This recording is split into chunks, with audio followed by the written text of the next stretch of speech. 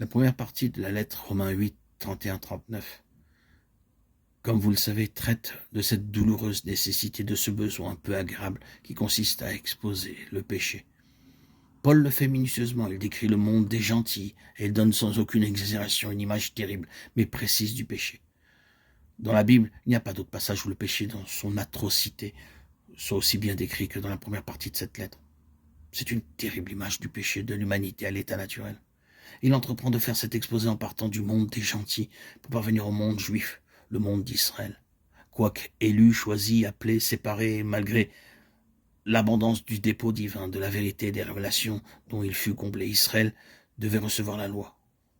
Vous n'avez pas besoin des forces de police dans un état parfait. Vous n'avez pas besoin des lois s'il n'y a pas d'anarchie.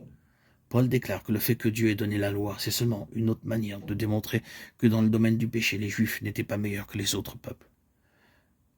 Par la loi, le péché était manifesté.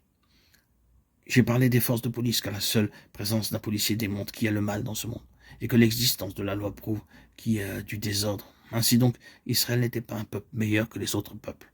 Le péché est universel, le péché est en chaque créature, le péché est la condition de la création tout entière. C'est une démonstration terrible et sans voile, mais nécessaire. Je suis presque sûr qu'en parvenant à la fin de son exposé, Paul a poussé un soupir de soulagement. Il était heureux de pouvoir passer à autre chose, de mieux, car c'est vraiment à cela qu'il voulait en venir. Dieu doit nous faire connaître le péché, la réalité du péché, l'horreur du péché. Le péché doit devenir une chose terrible pour nous, avant de pouvoir apprécier la grâce de Dieu. Nul ne peut apprécier la grâce divine que s'il a vu peu ou prou tout le caractère immoral du péché dans son propre cœur. Cette lettre s'évertue à exposer la réalité et la nature du péché et ses effets, non pas dans le but de condamner ni de rendre les gens misérables, mais seulement pour les conduire vers la grâce de Dieu, pour mettre en valeur la grâce divine. Ainsi l'apôtre déclare, là où le péché a abondé sur les gentils et les juifs, sur la race humaine, sur le monde tout entier, une grande vague est passée par-dessus et a inondé toute la création. Là où le péché, comme un grand océan, s'est propagé et a abondé, la grâce a surabondé. La grâce a été plus grande que la grandeur du péché. C'est ainsi qu'il déclare. Que dirons-nous donc à l'égard de ces choses? Si Dieu est pour nous, qui sera contre nous?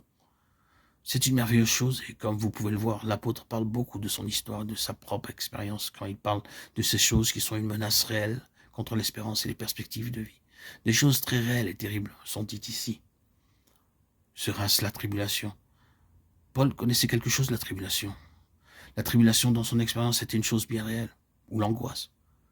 Oui, nous voyons Paul plus d'une fois dans l'angoisse, angoisse au sujet de ses bien-aimés convertis et des églises aux Thessaloniciens. Il leur parle 2 fois de son travail ou de son angoisse pour eux, ou la persécution. Paul savait ce que cela signifiait, la faim.